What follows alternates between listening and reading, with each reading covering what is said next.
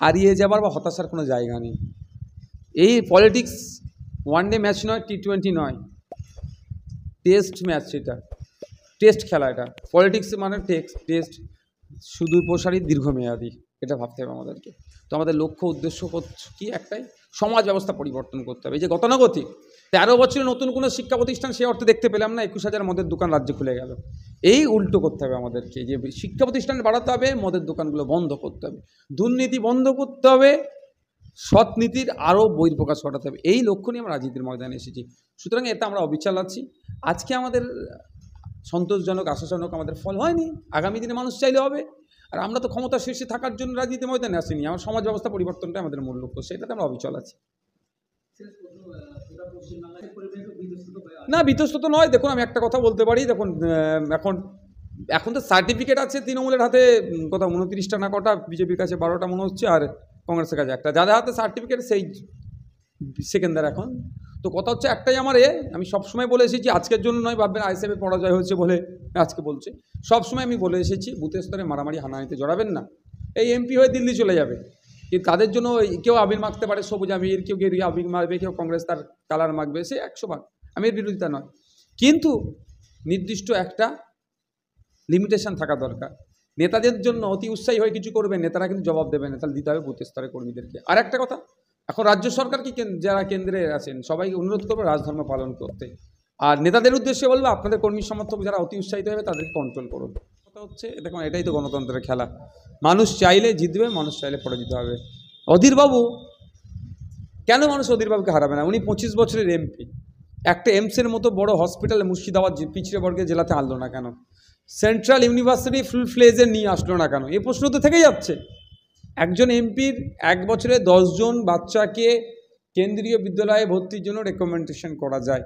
কটা দলিতের সন্তানকে করেছে, কটা আদিবাসীর করেছে, কটা পিছিয়ে বর্গের মুসলিম পরিবারের ছেলে মেয়েদের করেছে, নাম দিয়েছে? দেখুন, নেই। কিন্তু ভোটটা দলিতের বেশি নিয়েছে, আদিবাসীর বেশি নিয়েছে, মুসলমানের বেশি নিয়েছে। আজকে মুসলিম সমাজ, দলিত, আদিবাসী বুঝতে পেরেছে কি এমপি করে লাভ নেই, আমাদের লস হচ্ছে, শুধু আর পেনশন বাড়ছে, সেই জন্য ওনাকে পরাস্ত করেছে। কেমন ভোট হয়েছে ভোটের দিন আমরা দেখে নিয়েছি। গণতন্ত্রকে মান্যতা দিয়ে যদি একটা ভোটে ওকে যেতে, আমার পক্ষে বিপক্ষে দেখার দরকার নেই। তাকে অবশ্যই মানুষ, তাকে যদি মানুষের রায়ে যারা জিতেছেন তাদেরকে আমি অভিনন্দন না জানিয়ে থাকতে পারবো না।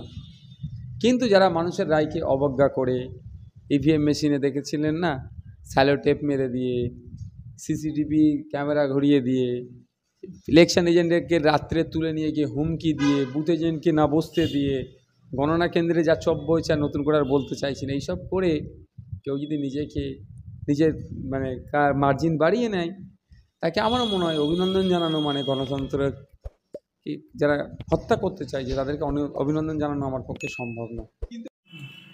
আমি বাংলার প্রত্যেকটা গণতন্ত্রপ্রেমী মানুষকে ধন্যবাদ জানাই। সাথে সাথে ধন্যবাদ জানাই রাজ্যের তৃতীয়বার যিনি মুখ্যমন্ত্রী হয়েছেন মমতা ব্যানার্জিকে। মানুষের রায়কে ধন্যবাদ জানিয়ে মানুষ তেনাকে পছন্দ করেছেন।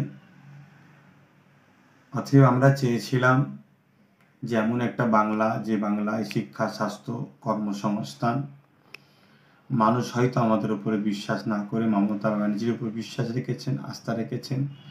তাই মানুষের বিশ্বাসকে আমরা ধন্যবাদ জানাই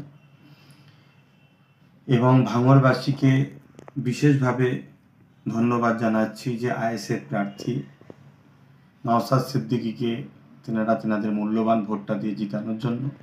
পাশাপাশি সংযুক্ত মোর্চার প্রত্যেকটা প্রার্থীকে যেখানে যেভাবে ভোট দিয়েছেন প্রত্যেকটা ভোটারকে আমি ধন্যবাদ জানাচ্ছি।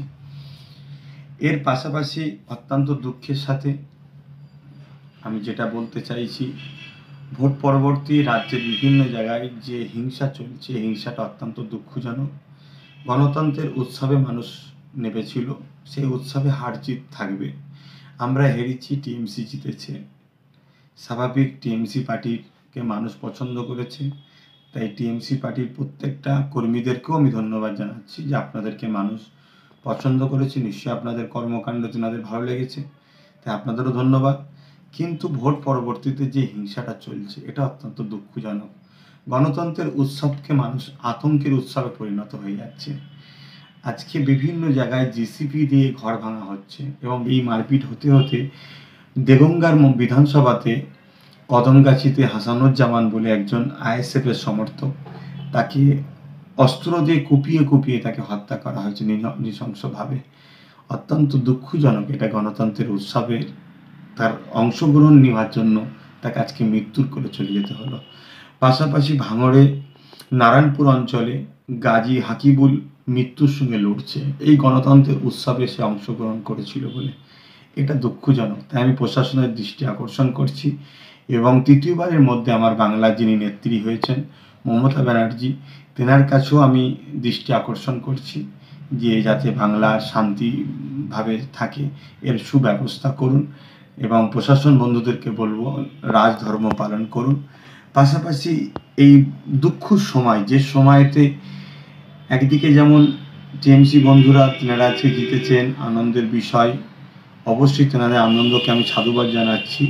পাশাপাশি স্মরণ করে দিতে চাইছি যে এই করোনা মহামারী চলছে, যে মহামারীতে আজকে হসপিটালতে দাওয়াই থেকে শুরু করে, বেড থেকে শুরু করে, অক্সিজেন থেকে শুরু করে নানান সমস্যার সম্মুখীন হতে হচ্ছে মানুষ। অর্থাৎ এত মানুষের করোনা হচ্ছে যেখানে ঠিকভাবে সমস্ত সুযোগ সুবিধা মানুষ দিয়ে উঠতে পারছে না, মেডিকেল ঠিকভাবে সেগুলো সাপ্লাই দিতে পারছে না, স্বাস্থ্য সেভাবে পরিচালনা ঠিকভাবে করতে পারছে না, রাস্তাতে মৃত্যুর মিছিল চলছে। এরকম একটা সময়ে যেভাবে আজকে বাংলা জুড়ে গণতন্ত্র উৎসবের রেজাল্টের বাইর হওয়ার পরে যে প্রতিহিংসা চলছে, আমার বড় ভয় হচ্ছে মানুষ যদি এই প্রতিহিংসা অব্যাহত থাকেন, মানুষ নিজের যান বাঁচাবার জন্যে, তাহলে হয়তো সেই আন্দোলনের রাস্তা যদি বেছে নেয়, তারা যদি রোডে নেমে পড়ে, গণমিছিলে নেমে পড়ে, প্রতিরোধের গণতান্ত্রিক প্রক্রিয়া আন্দোলনে নেমে পড়ে, আমি আশঙ্কা বোধ করছি, ভয় হচ্ছে, তাহলে এই করোনা মহামারী আরও ভয়ানক রূপ ধারণ করবে, যেটা আমার বাংলার জন্য, আমার দেশের জন্য বড় ক্ষতি হবে। তাই সব দলের মানুষকে বলবো ধৈর্যের সাথে শান্তি বজায় রাখুন। হারজিত হতেই পারে, আপনারা জিতেছেন, আপনাদেরকে ধন্যবাদ জানাই। যারা হেরেছেন, গণতন্ত্রের মানুষের যে রায়, সেই রায়টাকে মাথা পেতে আপনাদেরও মেনে নেওয়া দরকার।